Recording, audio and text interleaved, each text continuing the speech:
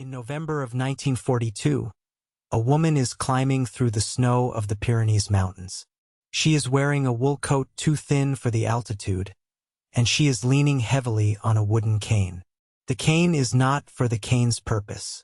She is leaning on it because, below her left knee, there is no leg of flesh.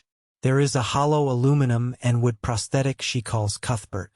And Cuthbert, after 40 miles of climbing in sub-zero air, is grinding the stump above it into raw meat. There are 3 men with her, Frenchmen, exhausted, half-dead. They watch her stop. They watch her bend and adjust the straps on the prosthetic. They wait. They do not offer to carry her, because they know she will refuse. She has been refusing offers like that for years. Somewhere behind them, a German officer in Lyon named Klaus Barbie has just signed an order. The order describes the woman they are looking for. The poster reads, "The woman with the limp. She is the most dangerous of all Allied spies.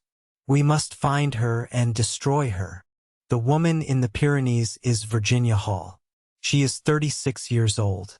She is from Baltimore, Maryland, and she is about to disappear into the snow. To understand how she got there, you have to go back to a parlor in Baltimore in the 1920s. Virginia Hall was the daughter of money. Her father owned a movie theater chain. Her mother dreamed of marrying her daughter into the kind of family that summered in Newport. Virginia was sent to Radcliffe, then to Barnard. She studied French, German, Italian, and Russian. She wanted to be a diplomat. She wanted to see the world. In 1931, she got her wish, a clerk position at the American Embassy in Warsaw. It was the lowest rung of the diplomatic service.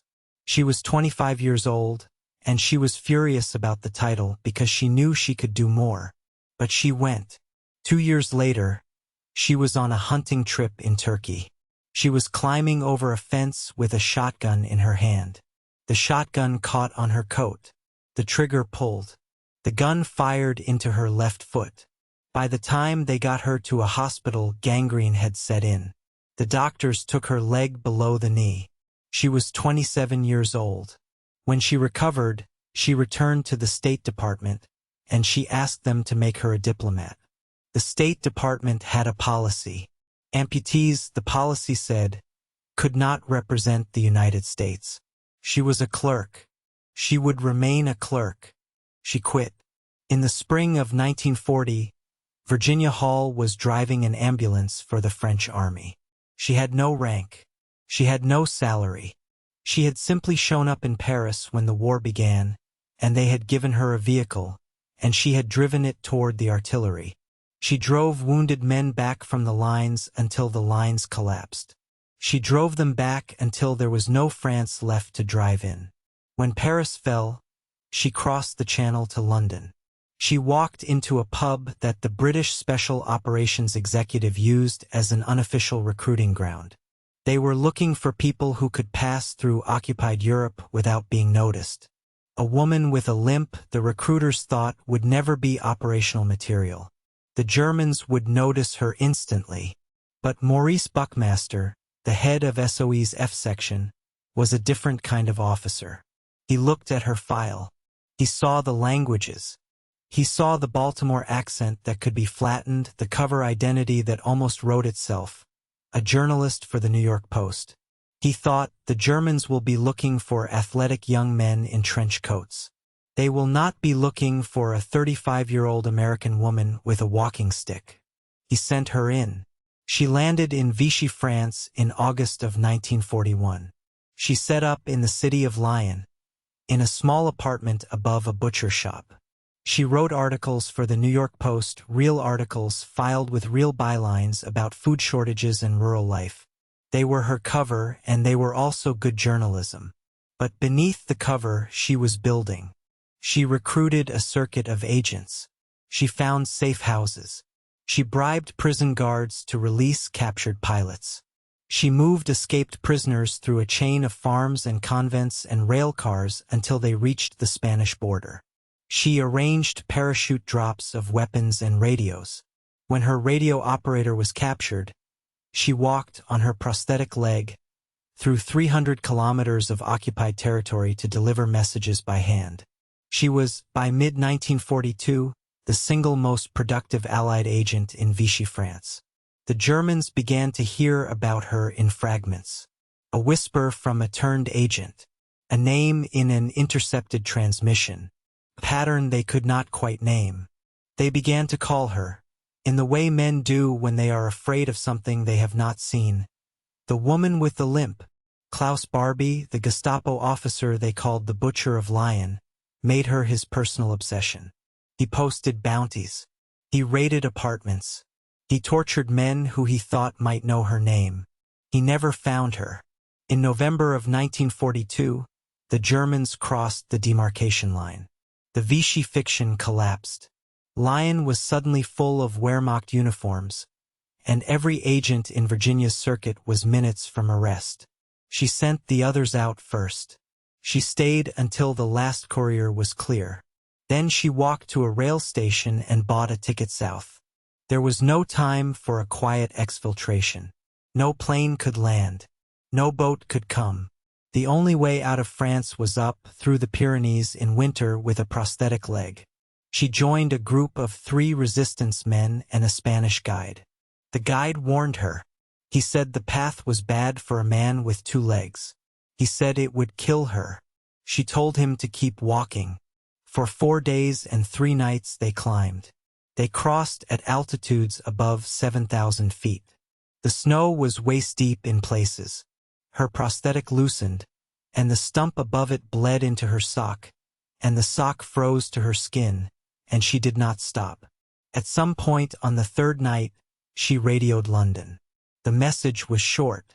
It said, "Cuthbert is being tiresome, but I can cope." The duty officer in London, who had no idea who or what Cuthbert was, sent back a reply. It said, "If Cuthbert is tiresome, have him eliminated." She would tell that story for the rest of her life. She got to Spain. She was arrested for crossing the border without papers. She spent 6 weeks in a Spanish prison. She got out, made it to Madrid, and then to London.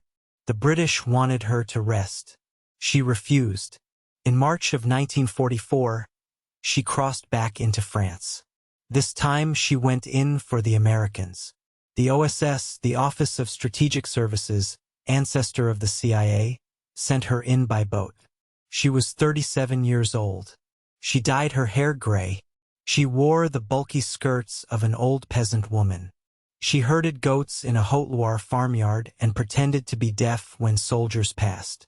From that farmyard, she organized 3 battalions of French resistance fighters. She trained them. She received parachute drops. She mapped German positions. When the Allies landed at Normandy, her networks blew bridges and cut rail lines and held entire regions of southern France while the Wehrmacht tried to reinforce the beaches. By the time Paris was liberated, Virginia Hall had helped destroy 4 bridges, derail freight trains, kill more than 150 German soldiers, and capture 500 more. The Gestapo never caught her. When the war ended, the United States gave her the Distinguished Service Cross. She was the only civilian woman in the entire Second World War to receive it. The British made her a member of the Order of the British Empire. The French gave her the Croix de Guerre with palm. She wanted no ceremony. President Truman wanted to award her the medal at the White House. She declined. She told the OSS, in writing, that she would prefer to receive the award privately. She did not want her face in a newspaper. There was, she explained, still work to do. She joined the Central Intelligence Agency in 1947. She spent the next 19 years there. She was, by every measure of her career in Europe, the most operationally accomplished officer in the building. The agency did not promote her. The men around her, many of whom had never run a circuit, never crossed a border, never broken a single prisoner out of a single jail, were given the senior posts. She was assigned to desks. She wrote analytical papers. She watched the next generation of officers go out into the world she had helped build, and she trained them quietly, and she did not complain.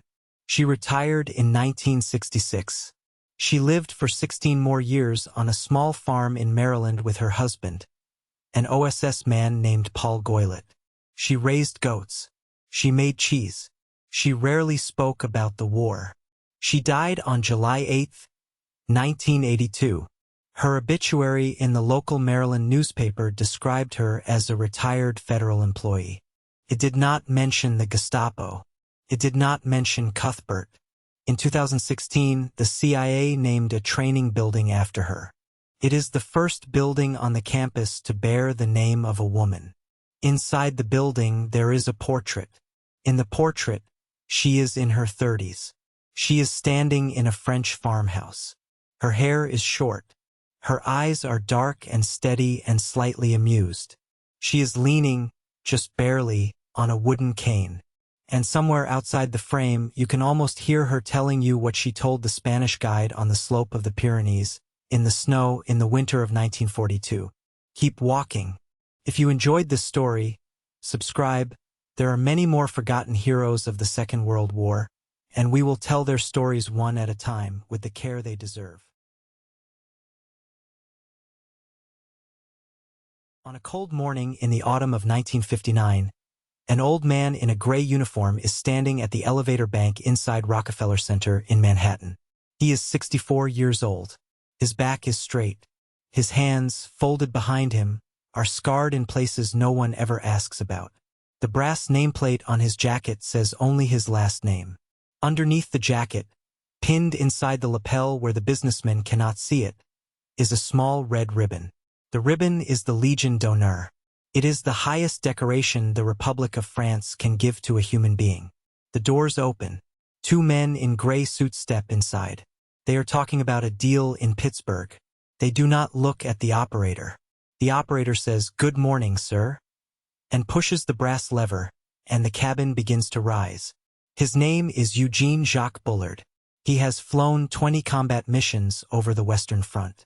He has fought for France in 2 world wars. He speaks 5 languages. He once owned a jazz club where Hemingway drank. The men in the elevator have no idea who he is. Most days, neither does anyone else. 19 years earlier, in the summer of 1940, he was 44 years old and crawling through a hedgerow outside the French city of Orleans with a rifle in his hands. The German army had broken through the Ardennes that May. By June, the French line was collapsing in pieces. Eugene Bullard, who had been living above his jazz club on the Rue Pigalle in Paris, had walked into a recruiting office and told them he wanted to enlist again. The officer looked at his file. The file said he was an American citizen.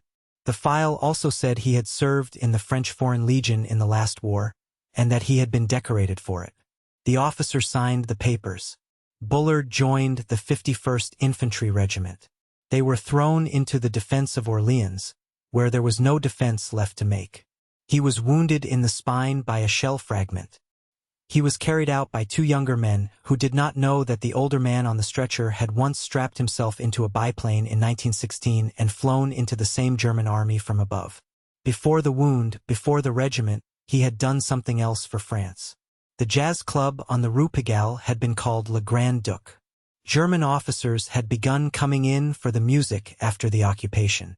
Bullard had been quietly approached by a French counterintelligence officer, and the officer had asked him a question.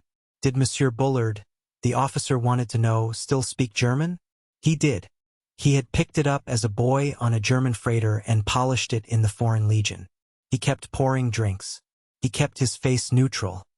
He listened to the officers at the back tables, and he passed what he heard to the resistance until the Gestapo began asking too many questions and his contact told him to run. He ran. South through occupied France with a wound that had not fully healed. Across the Pyrenees on foot. Into Spain. Out of Spain on a ship. Into the harbor of New York City, in July of 1940, holding a French passport and almost nothing else. He arrived in his birth country a decorated veteran of 2 French wars and a refugee from a 3rd. He spoke 5 languages. He had run a famous club. He could not get a job. To understand why, you have to go back 45 years to a small farmhouse outside Columbus, Georgia. Eugene Jacques Bullard was born on October 9, 1895. His father, William Bullard, was the son of Haitian refugees, descendants of the men who had fought their own revolution 100 years before. His mother was Creek, a Native American woman who died when Eugene was small. He grew up in a house where French and English were spoken in equal measure, in a town where the color of his skin was a daily problem. When Eugene was around 8 years old, a white mob came for his father. The reasons were the reasons that did not need to be reasons in Georgia at the turn of the century. William Bullard hid in the loft of a barn that night. The boy listened from the house to the men outside calling his father's name. His father lived. Eugene did not stay to find out if it would happen again. At 8, he ran away from home. He worked his way north, sleeping in barns, watching horses for traveling men. By 11, he had reached the docks of Norfolk, Virginia. He stowed away on a German freighter bound for Aberdeen, Scotland. He landed in Britain with no money and no plan, and he survived. He worked as a stagehand. He learned to take a punch in a vaudeville troupe of acrobats. He grew into a boxer, then a professional boxer, and the boxing took him to Paris in 1913. Paris, he would say later, was the first place in his life that he felt like a whole person. When the Great War began in August of 1914, he walked into a recruiting office on the Boulevard des Invalides and signed up for the French Foreign Legion. He was 18 years old. The Legion did not care where a man came from. It only cared whether he could march and whether he could fight. Eugene Bullard could do both. He marched into the trenches of the Somme. He marched into the killing ground at Verdun. He was wounded more than once.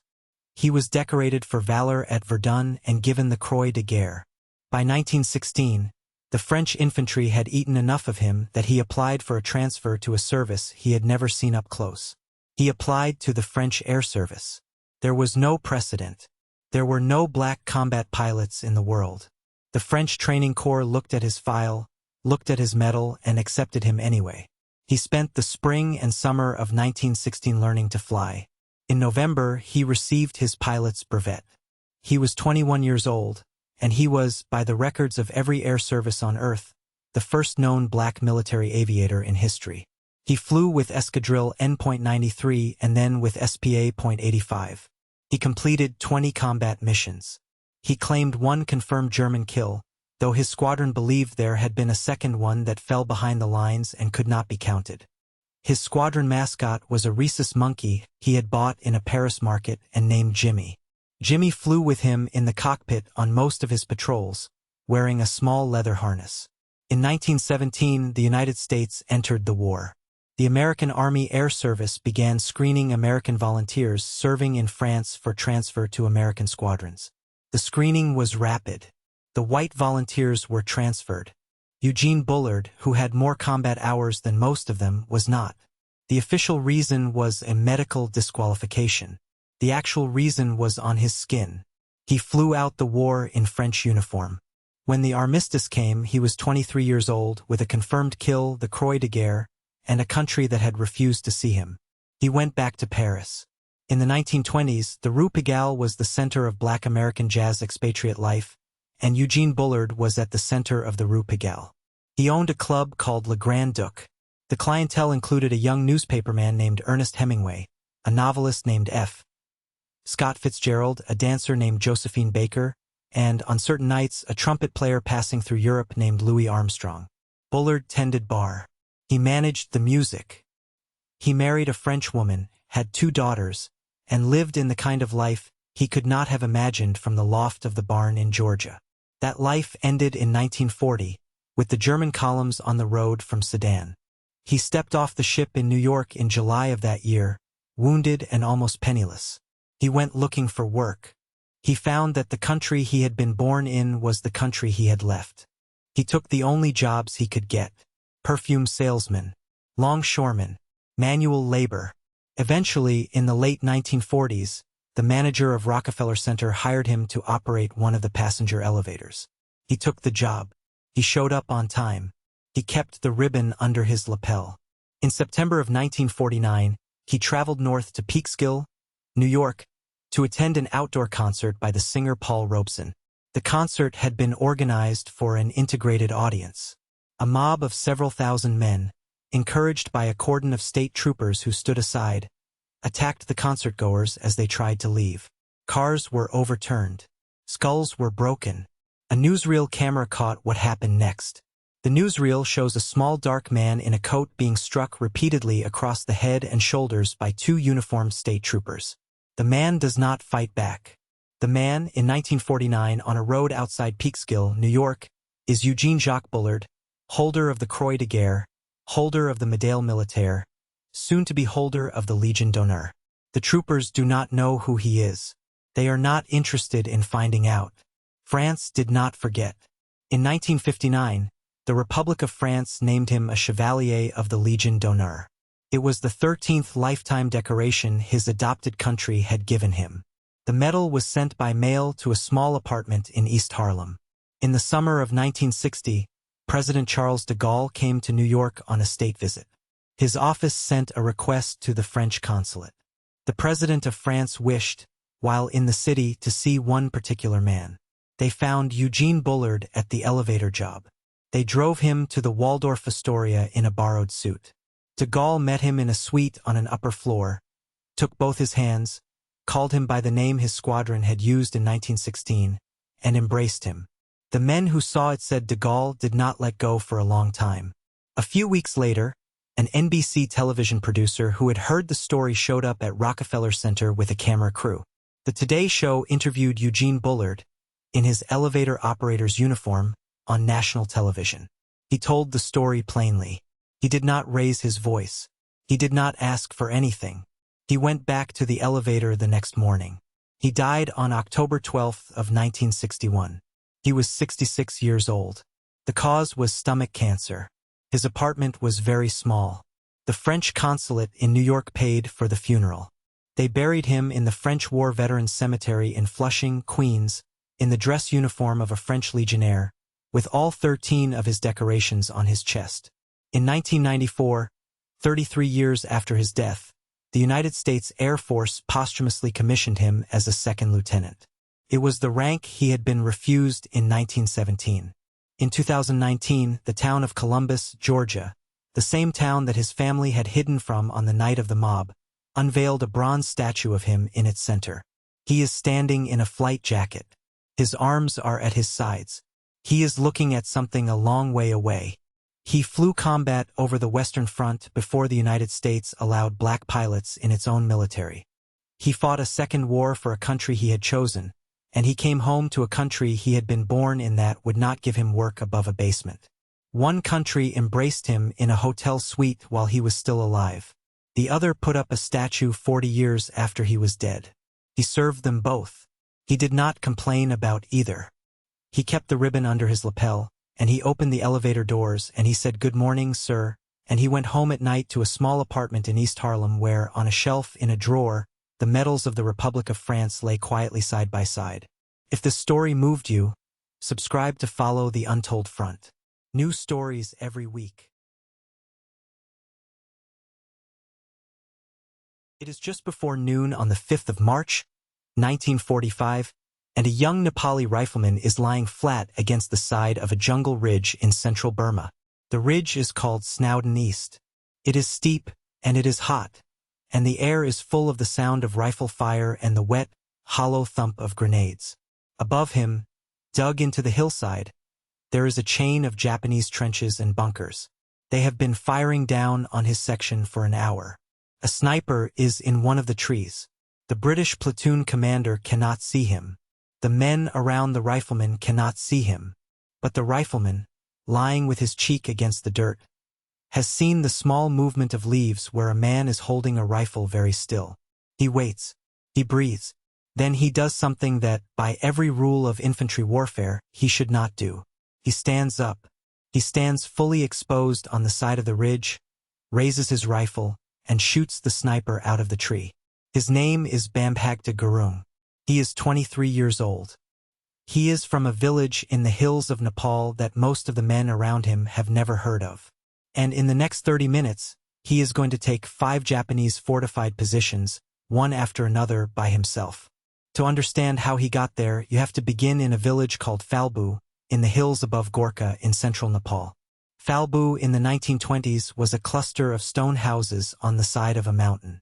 Terraced rice fields fell away below it, step by step, down toward a river the children fetched water from. There was no road. There was no electricity.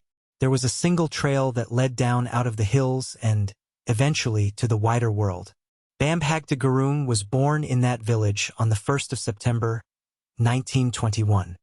His family were subsistence farmers, the kind of farmers Nepal had produced for centuries. Men who worked the rice in the wet season and the millet in the dry, who slaughtered a single goat at festivals, who learned to walk on slopes a flatlander would not climb without rope. He grew up strong and quiet. He learned to handle the kukri, the curved knife that every Nepali hill boy carries from childhood. Used for cutting brush, butchering a chicken, splitting kindling, all the ordinary tasks of a hill household. He was 19 years old when the recruiters from the British Indian Army came up the valley. This was a path well worn. For more than a century, young men from the hills of Nepal had walked down to enlist in the Gurkha regiments, a tradition the British had codified after their wars with Nepal in the 1800s, when they had decided that the small, tough men who had fought them so well in the hills would be better employed fighting alongside them. By 1940, the Gurkha regiments were a legend across the empire. To go down and enlist was a road every village understood. Bhanbhagta Gurung walked down. He signed his name. They sent him south to a depot. He was assigned to the 2nd Battalion of the 2nd King Edward VII's own Gurkha Rifles, the Sirmoor Rifles, an old regiment with a history stretching back to the 1815s. He was issued a uniform, a rifle, and his army pattern kukri. He learned to drill. He learned to read the language of orders. And then, in 1944, his battalion was sent to Burma. Burma in 1944 was the part of the war the rest of the war had forgotten. The men who fought there knew it. They called themselves, with a kind of black pride, the Forgotten Army. They were the 14th Army, commanded by a quiet, formidable English general named William Slim, and they were fighting the Imperial Japanese in a country of jungle and mountain that swallowed columns of men whole. The conditions were beyond anything in Europe. Monsoon rain that fell for weeks without stopping. Leeches in every river crossing. Malaria that killed more men than enemy fire.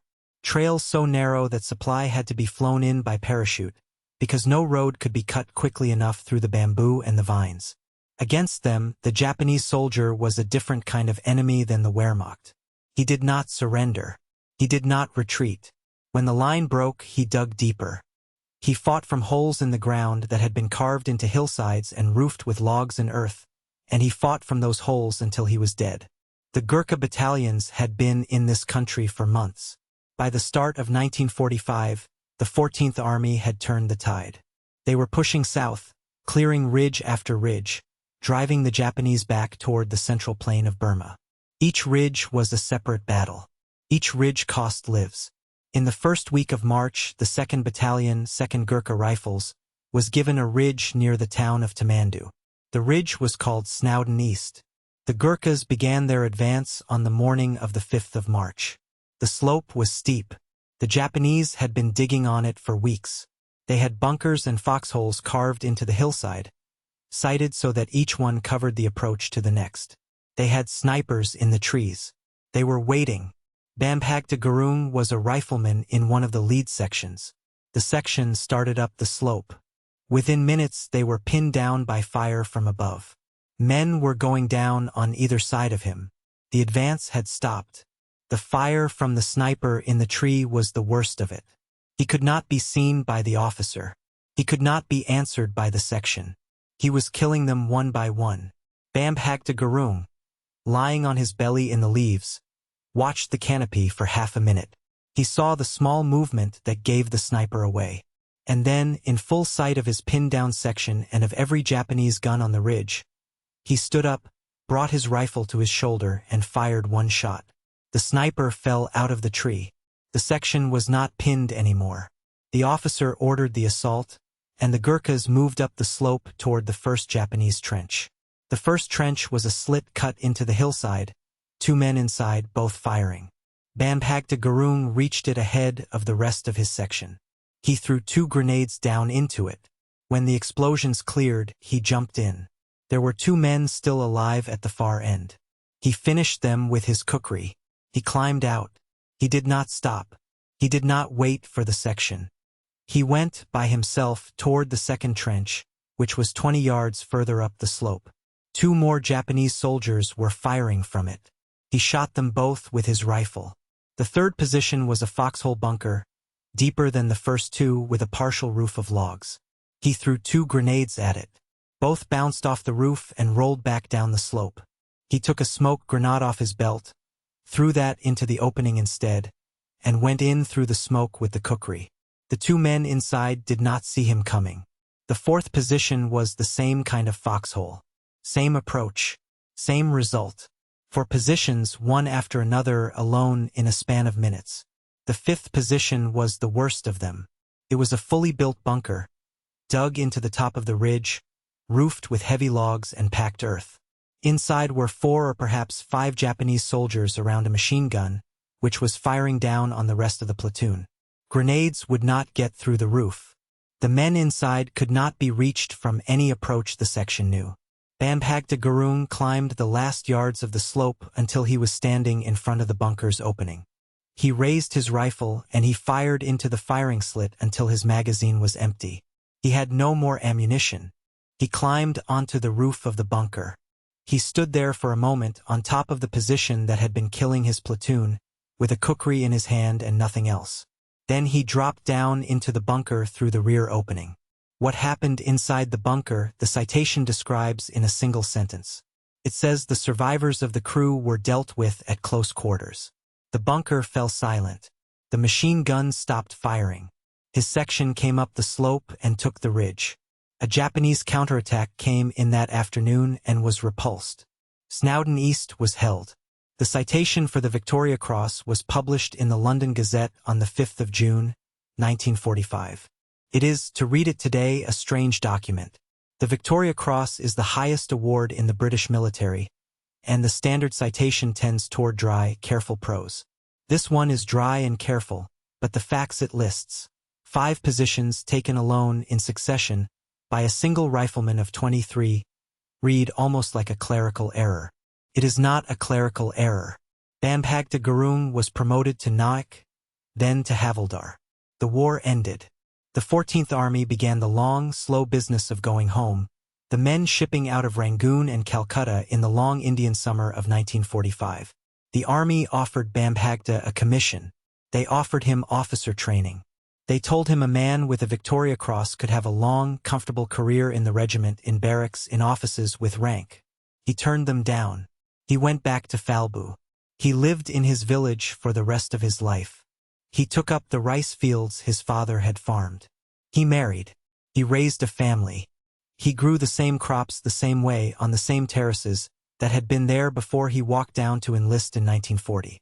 Visitors came, over the years, British officers, journalists, regimental delegations who climbed up the trail to find the small stone house. He received them politely. He gave them tea. He answered their questions briefly. And then, when they asked the question they always asked, why a man who had won the Victoria Cross, who had been offered officer training, who could have lived in any city in the Commonwealth, had chosen instead to grow rice on a hillside in Nepal, he would shrug and say a sentence the visitors would write down and repeat to one another for decades. I am just a Nepali farmer. When pressed, once, by an interviewer who wanted to understand why he had refused the officer's commission, he gave a slightly longer answer. What would I do in an office, he said. I am a soldier. Both things were true at once. He was a soldier and he was a farmer, and the distinction was not, for him, a contradiction. The kukri he had carried up the ridge at Snowdon East stayed in his family for decades. After his death, his sons gave it to the Gurkha Museum in the English city of Winchester, where the regimental histories of the Gurkha rifles are kept. It is in a glass case there now. It looks like an ordinary kukri. A curved blade, a worn wooden handle, a scabbard darkened by years of carrying. There is nothing on it that says what it has done. The plaque next to it is brief.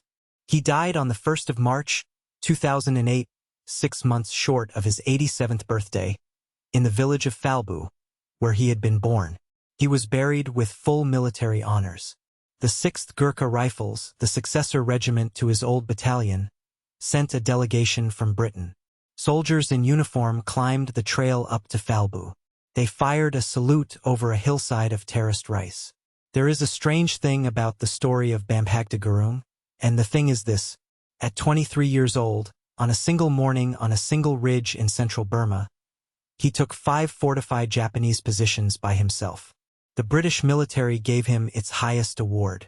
Empires gave him their attention. And then he spent the next 63 years of his life growing rice in the hills he had come from. He turned down every honor that would have taken him away. He died in the village he had been born in. The Gurkha tradition, the men who know it will tell you, is not really about the violence. It is about the man who can do that kind of violence when it is needed, and then put it down completely, and walk back up the hill to the field, and live there for the rest of his life as if none of it had happened. He was a soldier when he needed to be a soldier. He was a farmer for everything else. He did not seem to find this remarkable. Neither, in the end, should we.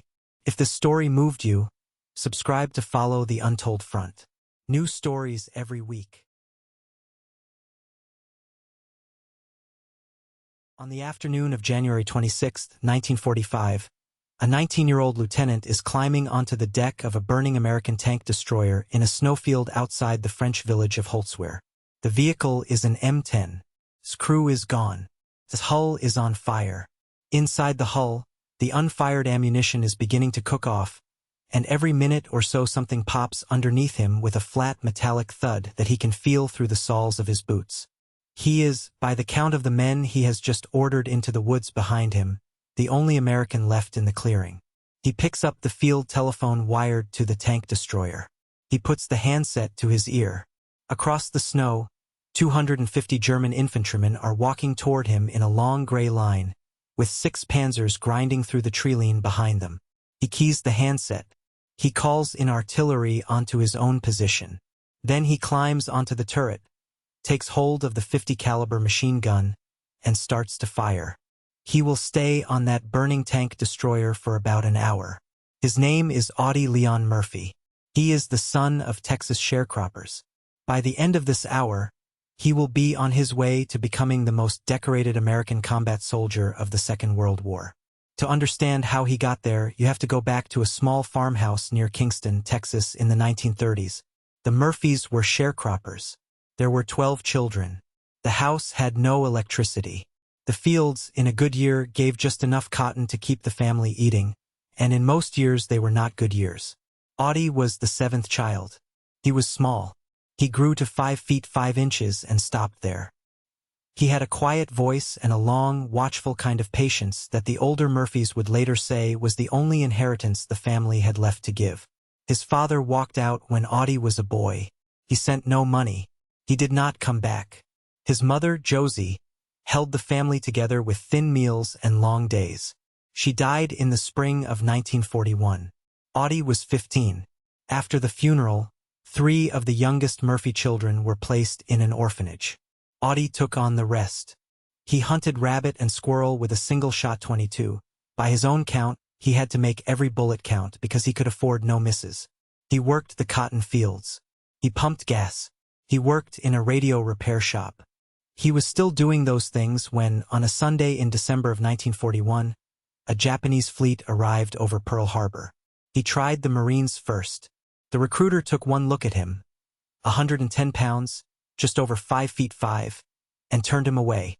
He tried the paratroopers. They turned him away too. He went home and got his older sister, Corinne. He persuaded her to sign a sworn affidavit that he was 18 years old. He was, in fact, 17. In June of 1942, he walked into an Army recruiting office in Greenville, Texas, with that piece of paper in his hand. The Army took him. He fainted during a drill in basic training. The instructors wanted to assign him to a cook school. He refused. He asked to be sent to the infantry. They gave him what he asked for, the way the Army does, without much faith. By the spring of 1943, he was on a troop ship bound for North Africa, attached to the 3rd Infantry Division. He had not yet turned 18. The 3rd Infantry Division would, by the end of the war, fight in more days of combat than almost any other American unit. Audie Murphy would fight in every one of those days. He landed at Sicily in July of 1943. He took his first hill there and his second and his third. He moved up to corporal. He learned that the small, quiet boy from Kingston had something almost no one else in his platoon had, a coldness in the moment of fire. His hands did not shake. His eyes did not close. He took aim and he hit what he aimed at. From Sicily the division crossed to Italy. He fought through the Volturno River crossings in the fall, wading chest-deep through cold water under German guns.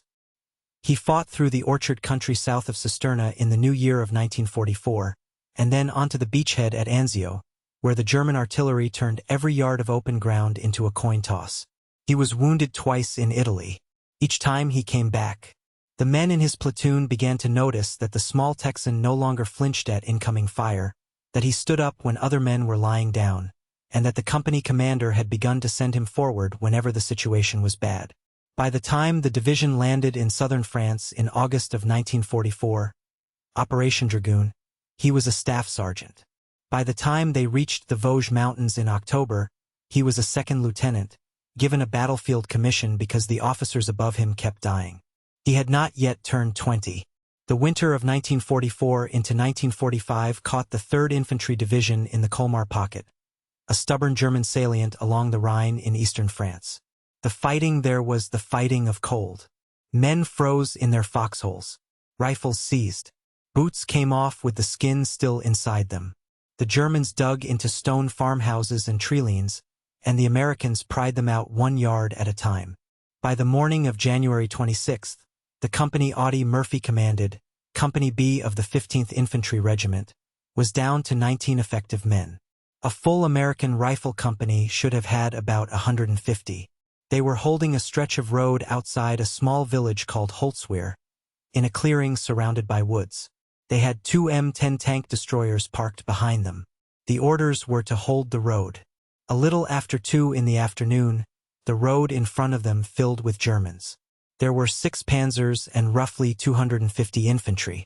The 2 American tank destroyers fired, took return fire, and were destroyed within minutes. One of them began to burn. The other lay silent in the snow. Murphy ordered his 19 men into the woods. He stayed. He stayed because he had a working field telephone wired to the burning tank destroyer, and a 50 caliber machine gun on its deck that the Germans had not yet hit, and because someone had to slow the panzers long enough for the company to live. He climbed onto the burning M10. He picked up the handset.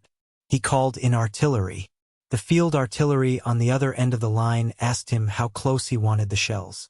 "Just hold the phone," he said, "and I'll tell you." He held the phone in one hand and worked the 50 caliber with the other. The German infantry advanced across the open snow in front of him. He fired in long, even bursts. He directed artillery onto the gray line as it came, walking the shells in closer and closer, until the radio operator on the other end finally asked him how close the shells were now. "Hold the phone," he said again, "and I'll let you talk to one of the bastards." He fought there for about an hour. The German infantry broke before the panzers did. The panzers, without infantry, would not enter the clearing. They turned and pulled back into the treeline. By the time the smoke cleared, the snow in front of the burning M10 held the bodies of an estimated 50 German soldiers, and the man on the tank destroyer was still alive. He had been hit in the leg by shrapnel during the fight. He climbed down. He walked back into the woods. He refused evacuation. He gathered his 19 men and led them in a counterattack that took back the ground they had lost that afternoon. For this action, he was awarded the Medal of Honor. By the time it was pinned to him, he had already collected the Distinguished Service Cross, 2 Silver Stars, 3 Purple Hearts, and a long string of lesser decorations. In total, by the end of the war, he would carry 33 American awards, plus the French Légion d'honneur, the Croix de Guerre with Palm, the Belgian Croix de Guerre, and the Medal of Liberated France. No American combat soldier of the Second World War was decorated more times. He came home in July of 1945. He was 20 years old. On the 16th of that month, his face was on the cover of Life magazine. A young, narrow, almost boyish face, looking off camera, half-lit. The caption called him the most decorated soldier of the war. James Cagney saw the cover. Cagney was, at that time, one of the most famous actors in America. He sent Audie Murphy a telegram inviting him to Hollywood. Murphy got on a train, because there was nothing else for a sharecropper's son from Kingston, Texas, to get on. He would spend the next 25 years making movies, about 45 of them mostly westerns. In 1955 he played himself in the film version of his own memoir, To Hell and Back. The picture was the highest-grossing film of Universal Studios history until Jaws broke its record 2 decades later. The man on screen was steady, polite, a little shy. The man off screen was something else. He could not sleep. He had been able to sleep, more or less, through Sicily and Italy and the Anzio shelling. He had stopped being able to sleep in the Colmar pocket, and he never started again. He slept for the rest of his life with a loaded .45 caliber pistol under his pillow. He woke from nightmares with the pistol in his hand. He told a journalist, once, that he sometimes did not know, in the moment of waking, whether the man across the room was a German infantryman or a hotel bellhop. He was addicted, for years, to the sleeping pills the Veterans Administration prescribed him. When he could not get the pills, he gambled. When he could not gamble, he drank. His first marriage collapsed under the weight of all of it. His second marriage held, but barely. They called it battle fatigue then. They had no other word for it. The diagnosis we would later call post-traumatic stress disorder did not yet exist. The DSM that would name it was still more than a decade away. Audie Murphy did not wait for the name. In the late 1960s he began to talk openly and publicly about what the war had done to him.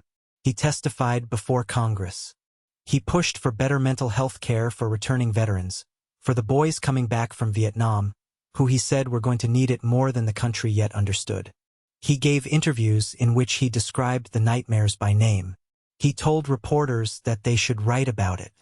He was one of the first American public figures to use his own face to say, in plain words, that the war did not end when the war ended. On the 28th of May, 1971, a private plane carrying Audie Murphy and 5 other men flew into the side of Brush Mountain, in Fog in Western Virginia. He was 45 years old. He is buried in Section 34 of Arlington National Cemetery. His headstone is the standard government issue, small, white, simple. The Medal of Honor recipients at Arlington are usually given gold leaf lettering on their stones. He asked, in writing, that his stone be plain. His grave is, by the count of the Arlington Visitor Service, the second most visited site in the entire cemetery, after the grave of John F. Kennedy. A boy from a sharecropper's farm in East Texas, who weighed 110 pounds at 17, who had to forge his own enlistment papers to be allowed into the war, fought 27 months of continuous combat across 2 continents, was wounded 3 times, earned more decorations than any other American combat soldier of the war, came home before he was old enough to vote, walked into Hollywood, played himself in a movie that outgrossed every film his studio had ever made, and then spent the rest of his short life trying to keep other soldiers from sleeping with a pistol under their pillow. He did not always succeed. He could not save himself from the nightmares. He could not save his first marriage. He could not save the plane. But the boy who climbed onto the burning tank destroyer outside Holtzweiler was the same man who, 20 years later, sat in front of a congressional microphone and told the country that the war had cost him sleep he was never going to get back. It is a strange and useful thing to remember when the words "most decorated" come up. The medals were heavy. The pistol under the pillow was heavier. If the story moved you, subscribe to follow the Untold Front. New stories every week. In the early spring of 1943, in the hills of northern Italy, a 62-year-old man is walking down a dirt road. He is dressed as a peasant. The clothes are too large for him. He has a wool cap pulled low over his face.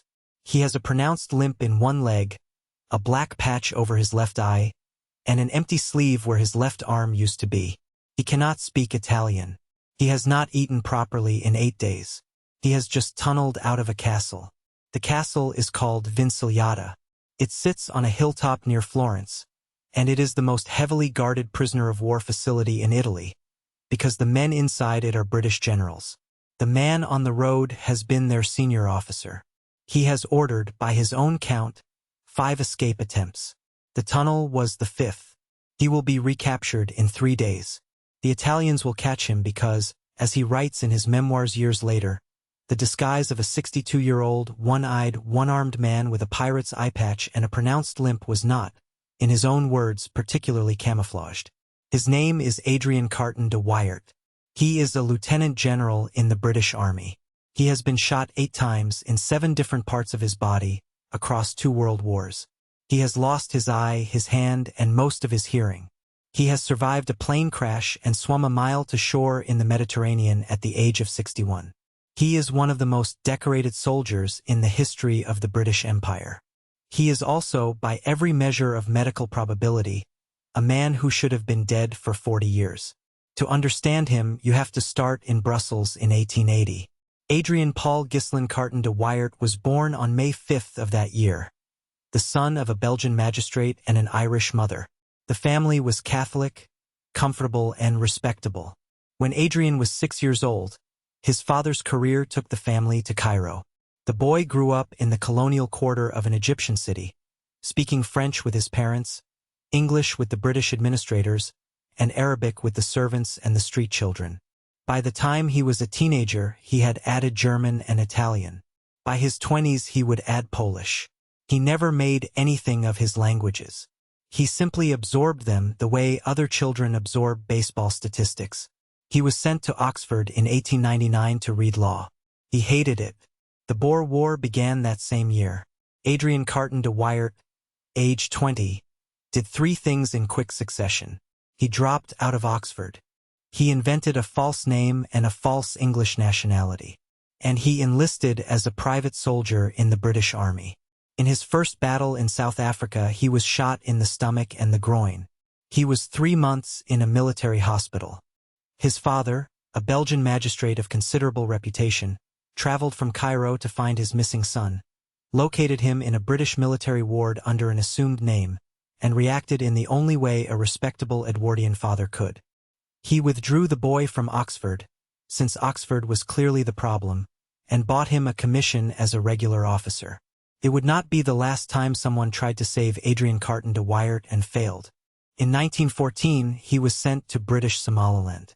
He was serving against a religious militia known to the British as the Dervishes. In a small engagement of which the war diaries record almost nothing, he was shot twice in the face. The first bullet took his left eye. The second passed through his ear. He was shipped back to England to recover. The surgeons fitted him with a glass eye. He hated it. He climbed into a London taxi one afternoon, looked at himself in a small hand mirror, and threw the glass eye out of the cab window. He bought a black silk patch on the same trip. He wore the patch for the rest of his life. I felt, he later wrote, like a pirate. That was the spring of 1915. The Western Front was waiting. What happened to him in the next 3 years, on the trenches of France and Flanders, is almost impossible to describe without sounding dishonest. He was shot through the lung at Mons. He was shot through the stomach. He was shot through the ankle. He was shot through the hip. He was shot through the leg twice. He was shot through the ear on the side the bullet in Somaliland had spared. He was hit in the head by shrapnel. Each time, the army shipped him to a hospital. Each time, he recovered. Each time, before the doctors had finished signing the paperwork, he walked out of the ward and went back to the front. In 1917, at Cambrai, his hand was caught in a piece of falling stone or steel. The hospital surgeons examined the fingers and told him they could not save them, but that they would not amputate because the wound was not yet that bad. He went back to the bed. He looked at his hand. He tore the dead fingers off himself and threw them away. The wrist was amputated later. That sentence sounds like something from a piece of soldier's mythology. It is in his memoir, written in his own dry, slightly amused prose. It is also in the medical files of the British War Office. The fingers were not, in any operational sense, attached to him anymore. In July of 1916, between 2 of his hospital stays, he had taken part in the opening of the Battle of the Somme. At a village called La Boisselle, for British battalions went into a German salient. By the end of the action, every battalion commander was dead. Carton de Wiart took command of all 4. He held the position. He returned to British lines with what was left of his men. For that action, on the 9th of September 1916, The London Gazette announced that he had been awarded the Victoria Cross. The citation describes conspicuous bravery, coolness, and determination. It does not describe the eye, the ear, the lung, the hand, or the boredom that drove him back to a place where being shot was a daily probability. He read the citation in a hospital bed. When the war ended, he did not retire. He went, of all places, to Poland. He had been sent there in 1919 as part of a British military mission to the newly independent Polish Republic. He liked the country. He liked the hunting. He liked, especially, a country estate in what was then eastern Poland, on the edge of the Pripet marshes, where he was offered the use of a lodge and 20,000 acres of forest. He stayed. For most of the 1920s and the entirety of the 1930s, Lieutenant General Adrian Carton de Wiart, V.C., lived as a Polish country gentleman. He hunted duck and wild boar. He fished. He read. He wrote letters in 5 languages. He learned a 6th, which was Polish itself, and spoke it fluently enough to argue with his foresters. He was happy. He once said it was the only period of his life when he had been completely happy. In September of 1939, Germany invaded Poland. He was 59 years old. He went back into uniform within the week. The British government, which had not forgotten the man who could not be killed at the Somme, appointed him head of the British military mission to Poland. He arrived in Warsaw as the Luftwaffe was already overhead. Within 2 weeks, the Polish army was collapsing.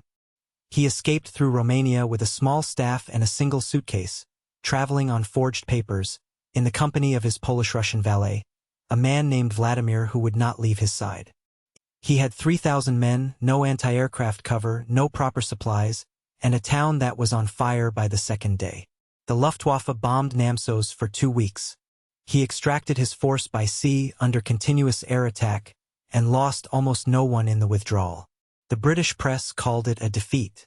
The British Army called it a miracle of command. He was 60 years old. In April of 1941, he was flown out of England in a Wellington bomber on a diplomatic mission to Yugoslavia. The plane developed engine trouble over the Mediterranean. It came down in the sea, off the coast of Libya, a mile from shore. Carton de Wiart, aged 61, with 1 eye, 1 hand, 1 good lung, and the better part of 2 world wars still inside his body, swam for the beach. Vladimir swam beside him. They reached the shore. They were arrested by Italian colonial troops within an hour. Within a week, he was on a train heading north into Italy, into the prisoner of war system. He spent the next 2.5 years as a prisoner of the Italian army. He was held first at Sulmona in the Abruzzo, and then at Villa Orsini at Vincigliata, the old castle near Florence where the Italians had quietly gathered most of their senior Allied captives. The Vincigliata prisoners included Generals Neame, O'Connor, and Boyd. By any reasonable standard, they were the most important men in Italian custody. They tried to escape 5 times. 3 of those attempts were ordered by Carton de Wiart personally. In March of 1943, he and 5 other generals tunneled out. He walked for 8 days through Tuscany, dressed as the worst peasant in Italian history, until the Italians recaptured him. He went back to the castle without complaint.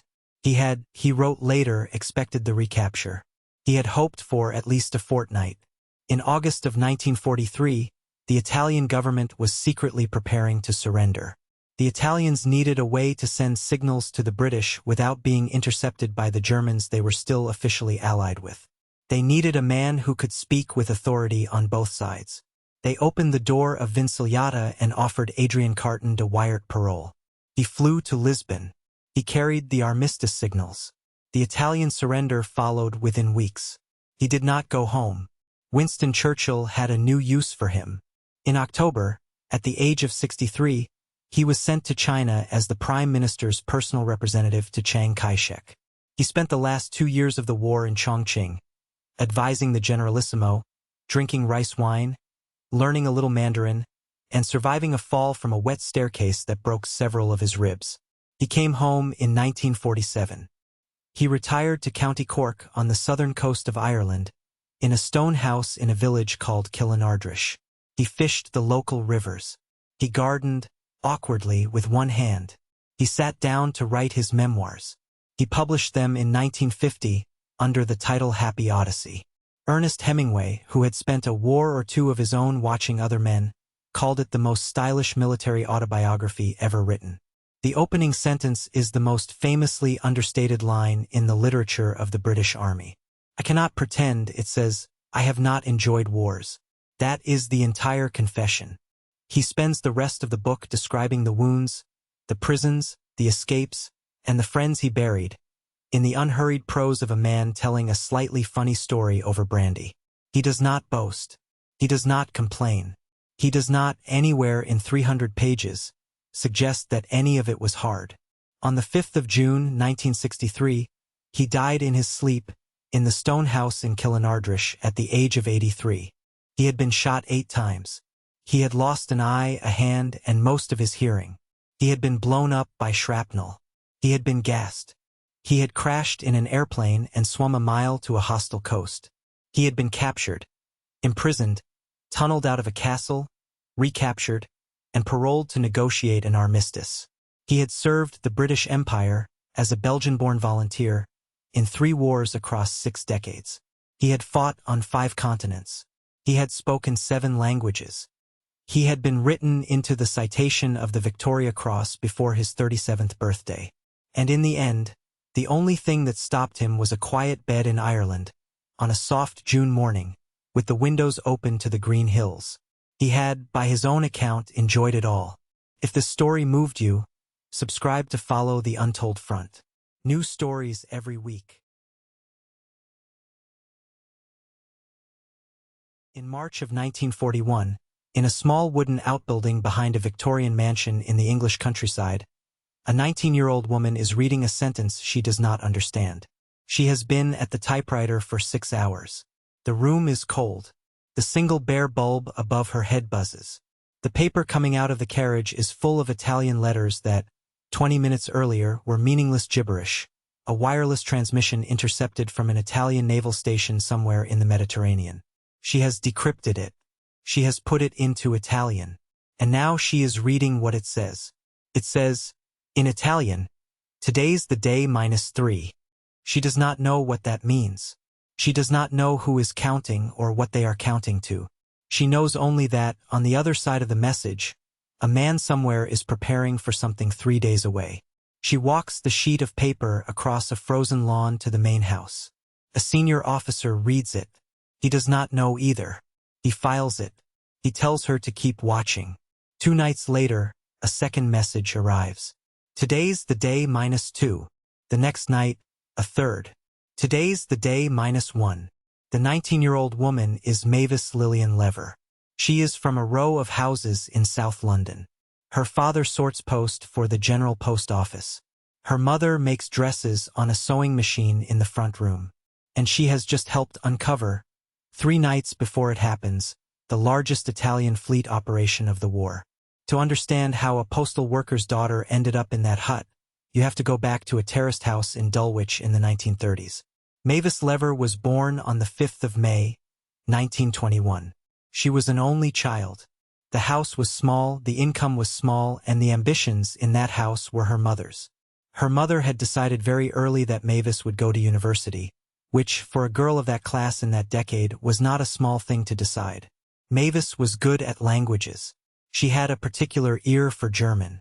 She read it for pleasure. She listened to German radio broadcasts on the family wireless in the evenings, because she liked the sound of the words. In 1939, she was 18 years old, and she was a student of German literature at University College London. She was reading Goethe in the original. She was writing essays on the Romantic poets. She was, by every plan she and her mother had made, going to be a teacher. And then, in September of that year, the war began. The German department of her university was suspended. Her professors disappeared into various ministries, and a polite, vague letter arrived from the Foreign Office. It said, more or less, that any young woman who knew German might be of use to the country. She volunteered. They put her, at first, in a room in central London, reading the personal advertisements in the daily newspapers. The theory was that German agents in Britain were using Lonely Hearts columns to send coded messages back to Berlin. Mavis was to read every personal ad in every paper, every morning, and flag anything suspicious. She read them for 3 months. Most of them were exactly what they appeared to be: widows looking for companionship, soldiers' wives looking for word of their husbands, lonely men in cheap rooms in Bayswater. There were no spies. There was only, every morning, the catalogue of how many quietly broken people there were in wartime London. She went to her supervisor. She told him, with the directness that would mark her for the rest of her life, that she would like a more useful job. There was a war on. Reading the lonely hearts of Bayswater was not, she felt, helping to win it. Her supervisor looked at her. Then he looked at her file again. He saw the German. He sent her north. The train took her to a small station in Buckinghamshire. A driver met her with a car. The car turned off the main road, through a gate guarded by men in plain clothes, and up a long drive lined with cedars. At the top of the drive was a Victorian mansion. It was ugly. It was enormous. It was painted in the architectural taste of a man who had made money in Victorian shipping and wanted everyone to know it. It was called Bletchley Park. In April of 1940, Bletchley Park was the most secret installation in the British Empire. It was where the British government had quietly gathered the largest collection of mathematicians, linguists, chess players, crossword puzzle champions, and classicists in the country, and given them a single task: to break the German military's primary cipher machine, the Enigma. Mavis was not sent to the mansion itself. She was sent across the lawn to a small wooden outbuilding called, simply, the cottage. The cottage housed a section of about 10 people. The section was assigned to Italian naval Enigma. The section was run by a man named Dilly Knox. Dilly Knox was, by 1940, 56 years old, dying of cancer, and one of the strangest people in British intelligence. He was a classicist by training. He had read Greek at Cambridge. He had spent the First World War in a bathtub in the Admiralty, literally in a bathtub, because he said he thought best in hot water, breaking the German naval cipher of that earlier war. He was eccentric. He was rude. He was widely considered to be the best codebreaker in Britain. He was also kind to the young women they kept sending him. Bletchley, in those years, ran on women. The men ran the cryptanalysis units. The women, most of them in their late teens and early 20s, did the painstaking statistical work that turned the men's theories into actual breaks. Dilly's section was almost entirely women. He called them, with no condescension that any of them ever recorded, his girls. He took Mavis on her first day into the cottage. He showed her a sheet of Italian gibberish. He told her, in his quiet and slightly distracted way, that the Italian naval Enigma machine was similar to the German one, with subtle differences in the wiring. He told her that the Italian operators were not, on the whole, as disciplined as the German ones. They reused settings. They sent the same opening phrases. They were lazy. Laziness, Dilly told her, was the codebreaker's greatest friend. He taught her his technique. He called it lobsters and crabs. A private joke whose meaning was lost to most of the building, but what it really was depth cribbing. The patient exploitation of human habit. The trick of finding the same word or the same phrase in 2 different messages encrypted with the same key, and using the overlap to peel the whole thing open. She learned fast. By March of 1941, she had been at the cottage for 11 months. That was the month the -3 message came in.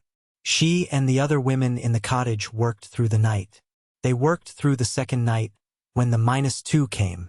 They worked through the third, when the -1 arrived, and finally, in a sudden cluster, a chain of operational signals that told them what the count had been counting to. It was a fleet sortie.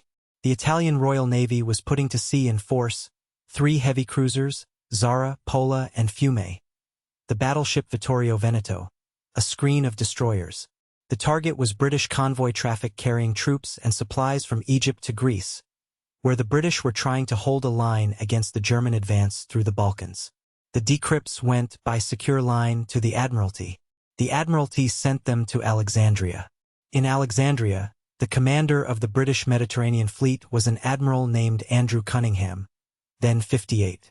Cunningham knew that the Italians had spies on the Alexandria waterfront watching his ships.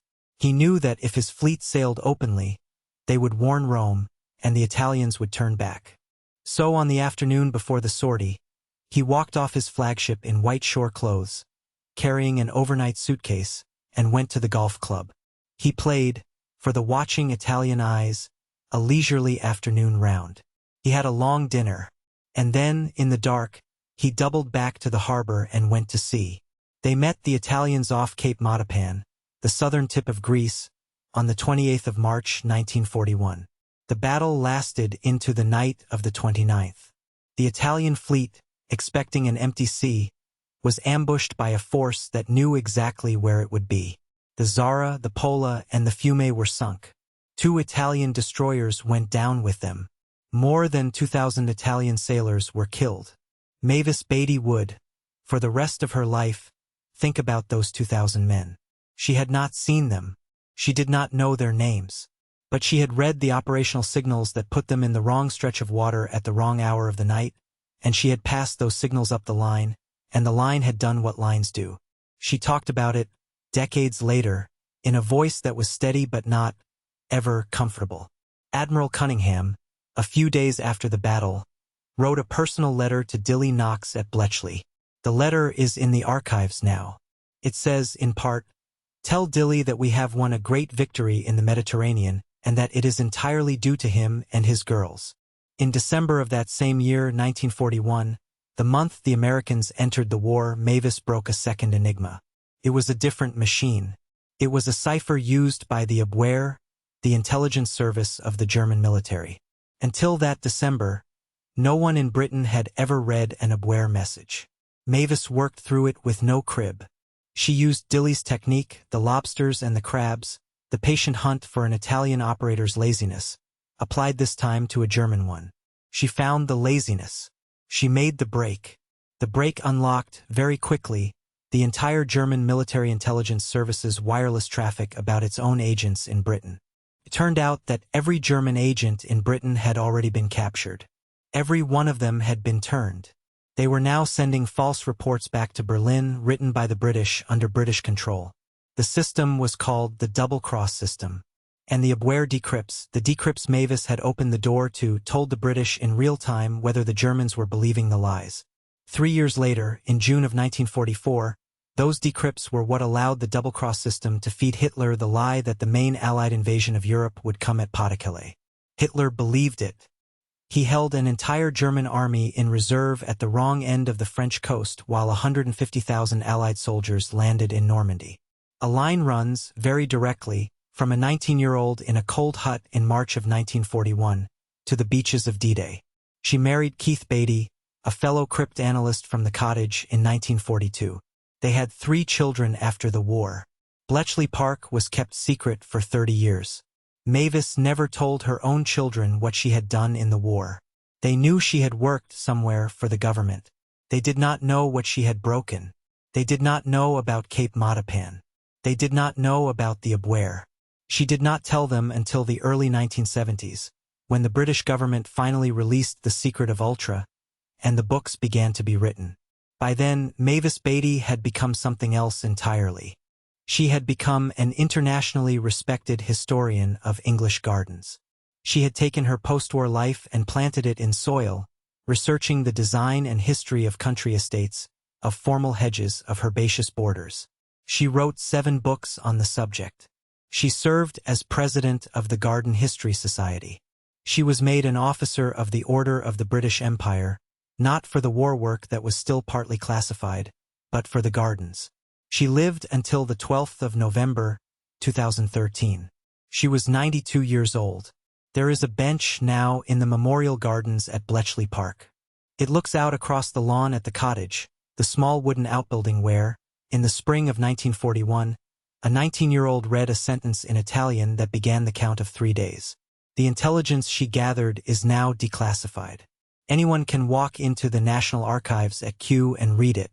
The papers themselves, the actual sheets that came out of her typewriter, are there in folders in the public reading room. The weight of what was on those papers, she carried alone, in silence, for 30 years, among her gardens.